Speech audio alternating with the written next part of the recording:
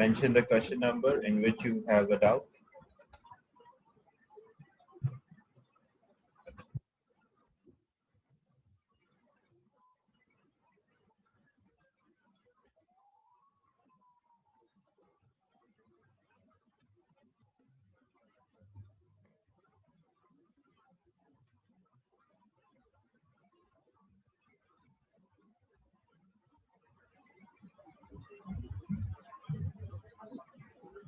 Sir,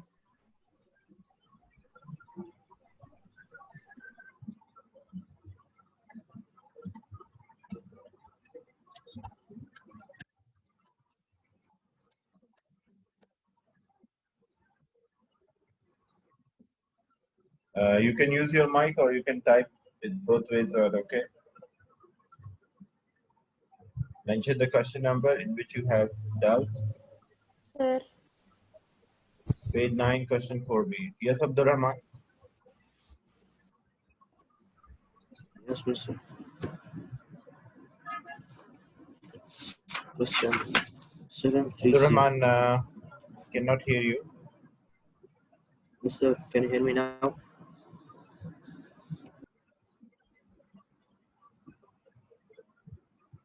My sound is clear to everyone.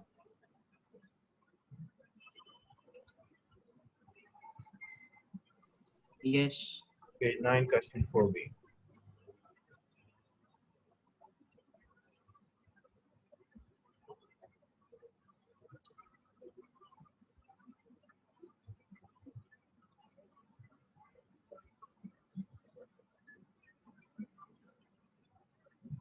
So the question is question 4b.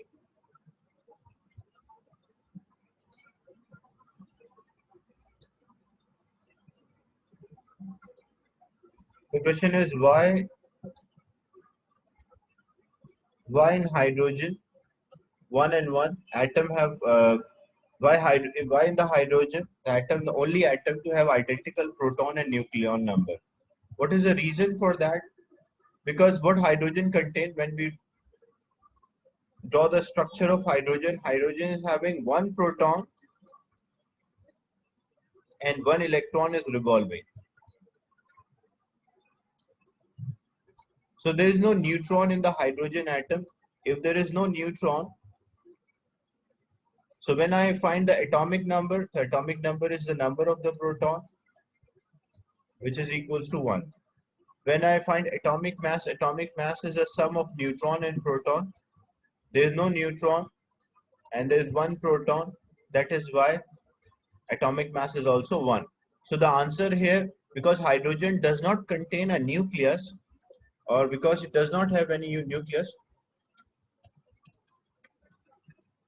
neutron in the nucleus,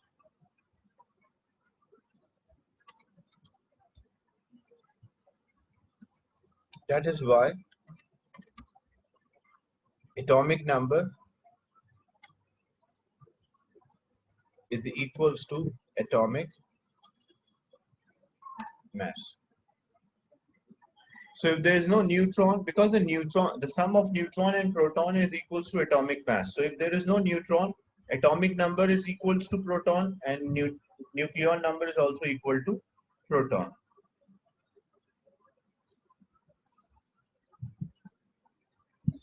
Is it clear? Question number 4, part B. Yes.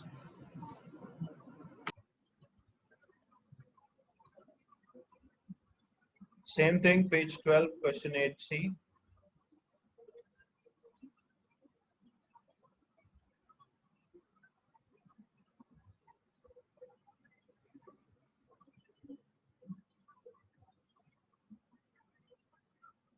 Page 12, question number 8, part C. The diagram represents same number of particles of a gas in two containers, which have different volume. Two containers are at same temperature. In which container the pressure be higher, and explain your answer. Because this is a smaller volume, the same number of particle, so particle will have more often they will collide. Means many times they will collide. Here particles will collide, but less number of collision. So E is having a higher pressure. Why?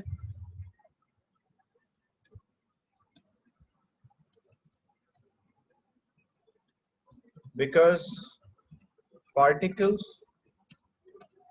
will collide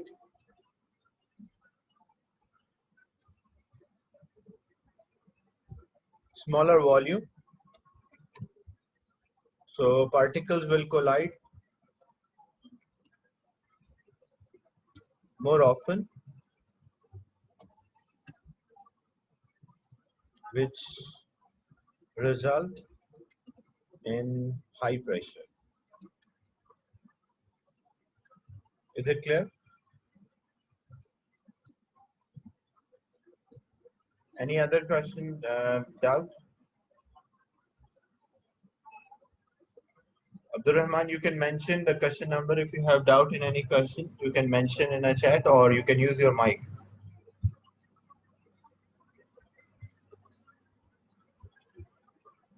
If no question, then I'll move on and start the topic.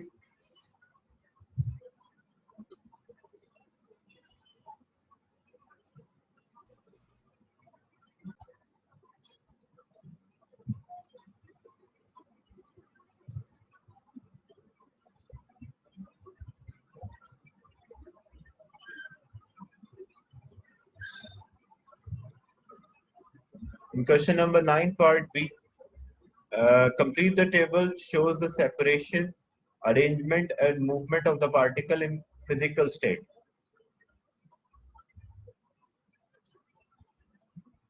So in solid, separation of the particle, basically it shows how the particles are arranged or distance between the particles. And same thing you have to complete for gas as well. Like what is the separation of the particle in a gas? So here, if liquid they are touching each other, in gas also, or in solid also they are touching each other. And in gas, the particles are far away or not touching. You have to use the reference of the first row which is done, like for liquid they finish, so you have to just compare with this. So they are not touching each other. Arrangement of the particle. In liquid there is no arrangement, but solid there is a regular arrangement. Particles are arranged regularly, and here also random. In solid, here in liquid, particle can move over or around each other. In solid, they can only vibrate. Vibration is there for solid, liquid, and gas, but in solid, vibrate about fixed position.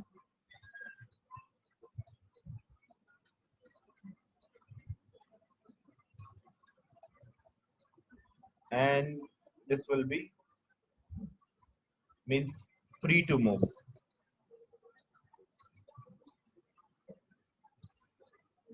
Or move randomly or free to move.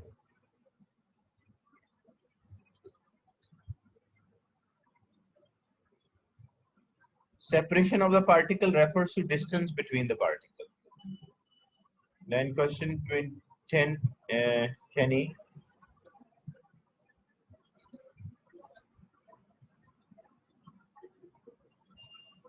Suggest why the relative atomic mass of chlorine is not a whole number. Why relative atomic mass of chlorine is not a whole number? Basically, chlorine is having, like when you check the periodic table, you will find for chlorine it is written 17 and 35.5.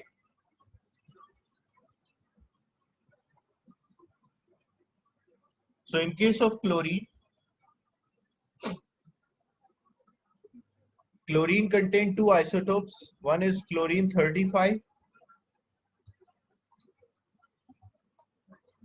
Another one is chlorine 37.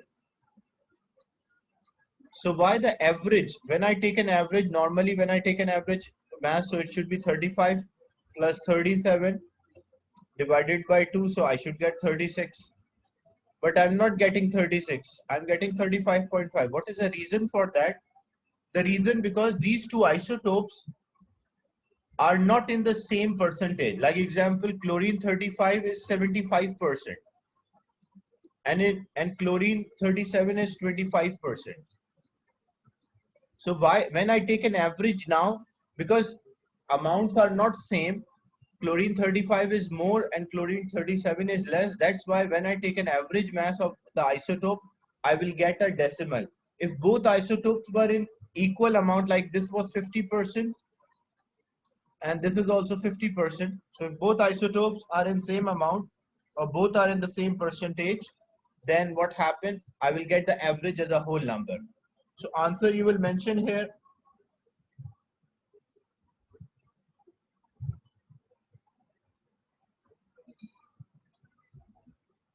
So why relative mass of chlorine is not a whole number? Because it has isotopes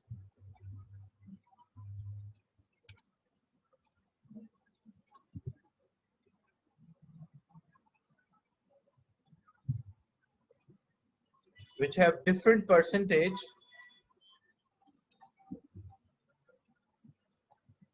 in chlorine. So what does it mean? Like example, if you have 100 chlorine atoms, I'm not drawing all the 100, but I'm just giving an example. If you have 100 chlorine, so 75 of the atoms are 35 and 25 of the atoms are 37. So most of them are 37 or 35 and few of them are 37. So when I take an average mass, I will not get a whole number. What I will get? I will get a decimal. Or you can also mention, it shows that the chlorine is having isotopes or more than, or chlorine is having an isotope and that is average mass of the two isotopes.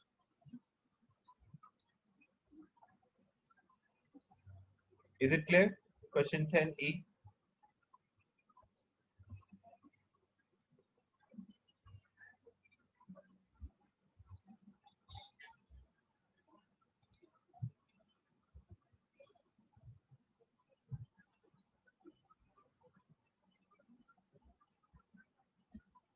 So whenever a mass is there in a decimal, the answer is because it has isotopes. Whenever isotopes are there, likely the mass will be decimal. Sir? Then page 19, question 4. Sir? Just page 20, question. First, I'll discuss page 20 because he asked. No, sir. I have Question I have a 20. question in this one.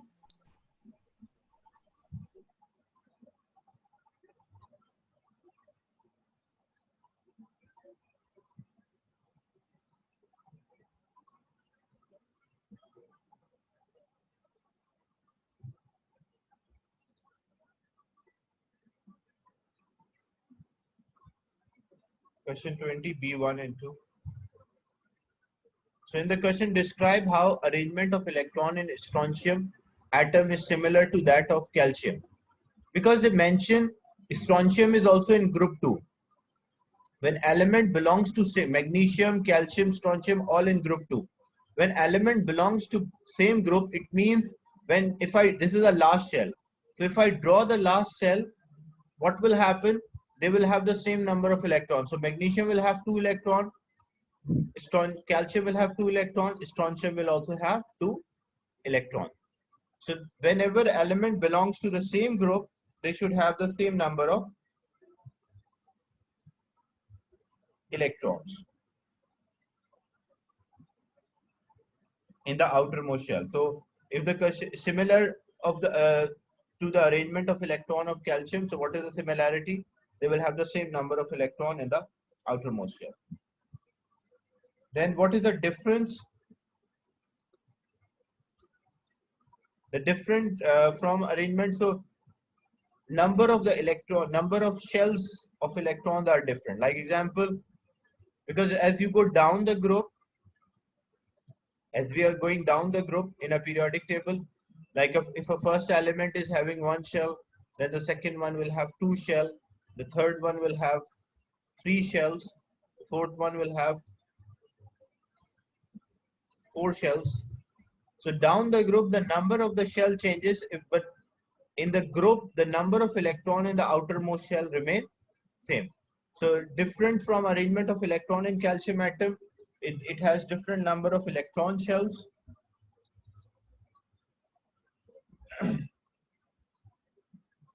Is it clear? So the similarity was number of electron in the outermost shell, that's a similarity. And number of shells, how many shells are there? In calcium, there are different number of shells used. In strontium, we use different number of shells.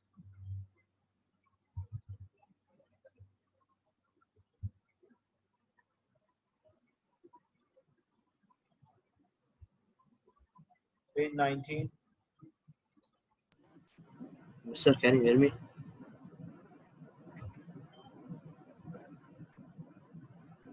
On page 19, which question?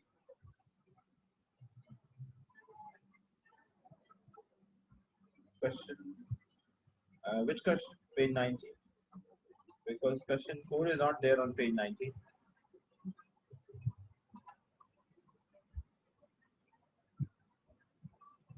Yeah, which part?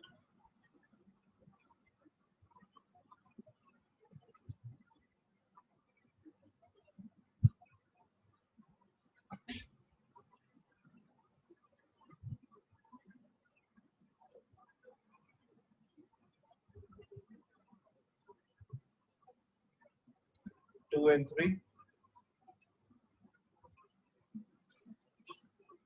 So in look, what happened? A solid changing into liquid or liquid changing into gas. In part 2, why the changes shown are physical change. Physical change means when no new substance formed. Like example, if you have ice and you supply heat energy to ice, what is the chemical formula for what? Like the molecules which are present in the ice is H2O. When I supply heat energy, the ice will melt.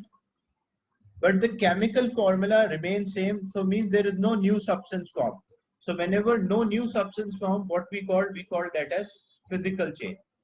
So this is a physical change. Why? Because there is no new substance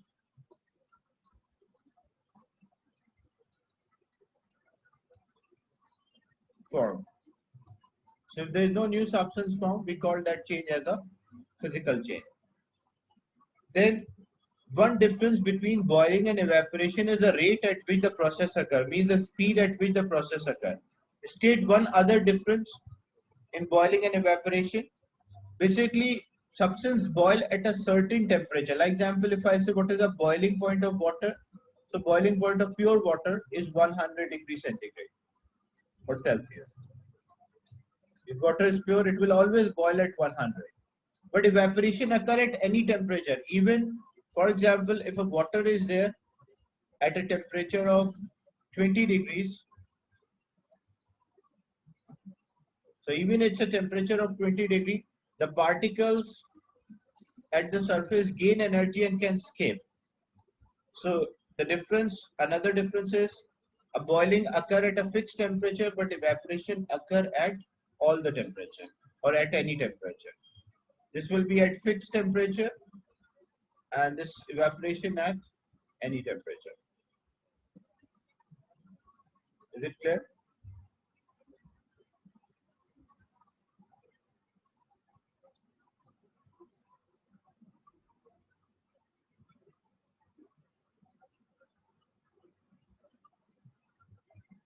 Page 14, question 10D.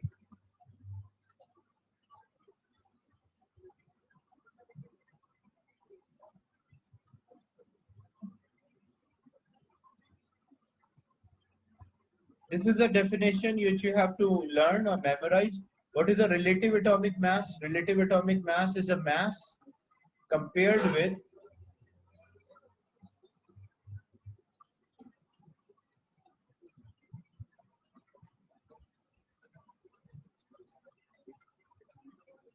twelfth part of carbon 12. So the mass, this is a standard definition, the mass which we compare with carbon 12, we call that as relative atomic mass. And there are definitions which you have to learn. So this is one of them which you have to memorize.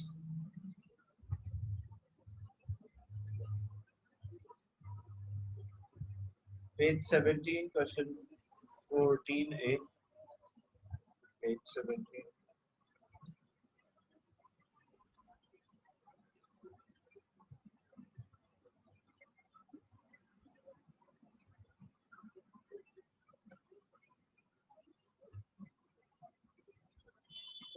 Question number 14a, 1, 2, 3. What term describes the random movement of dust particle? This is called a Brownian motion. When particles are moving randomly, we call this motion as a Brownian motion. This is a specific name used for a random motion because it was explained by Brownian. Identify the particle in air which cause random movement of the dust particle. So basically what happened, like if you have a dust particle, say this is a dust particle. So this dust particle is moving randomly. It's moving, changing its direction many times. Why this dust particle is changing direction? Because it is continuously colliding with the air molecule. So air molecules are hitting it. And what is present in air? Air contains nitrogen, oxygen, carbon dioxide. But majority, most part of air, like 78% is about nitrogen and 21% oxygen. So which particle likely will collide? You can mention nitrogen or you can mention oxygen. Why not other gases specifically? Identify particles in air, so nitrogen or oxygen, because other particle proportion is so very less.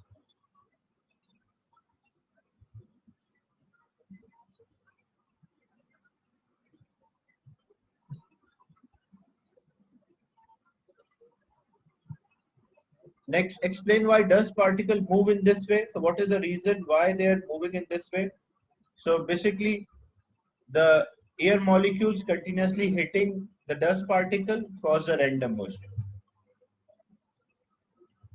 Air particle or nitrogen or oxygen or particles in air.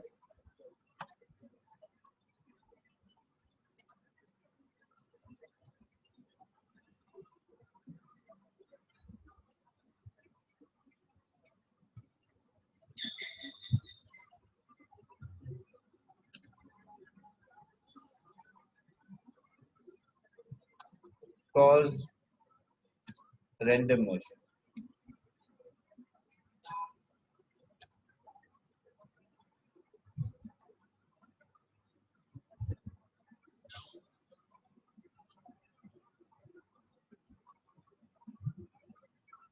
Page 16, question 13, D1 and 2. Sir? Describe the movement of the smoke particle. This is a similar answer. So smoke particle will move randomly or change of Brownian motion, and explain why smoke particle move in this way. This is same answer because air particles or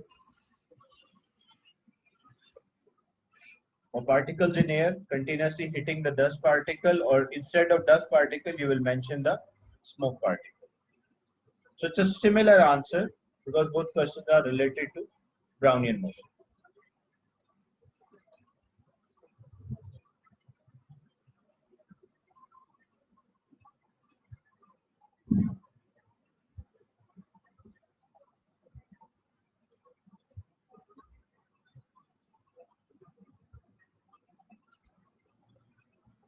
Anyone else having a doubt? So I will start the lecture today. Any doubt?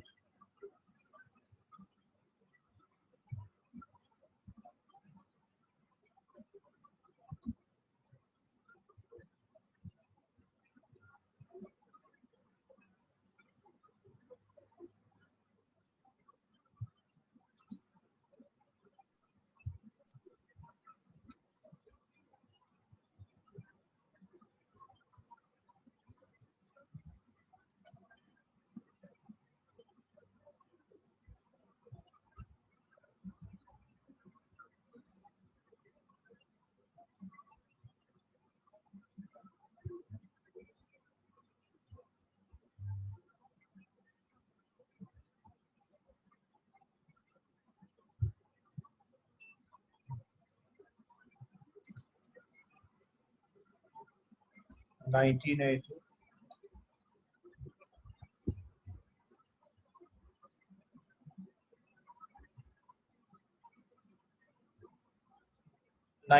Explain why the changes are physical, because there is no new substance form. Whenever only the state change. Like example, if you have a piece of iron and you supply heat energy, iron is Fe. So it will turn into molten iron, but the particle remain Fe. So there is no new substance form. So whenever no new substance form, we call that as a physical change. If new substance form, then we call that as a chemical change. Like example, sorry. Example, I'm heating a piece of iron and then it changed into iron oxide, FeO. So now it changed into iron oxide. What it shows? It shows that is a chemical change because a new substance is formed. So if a new substance form, you call that as a chemical change.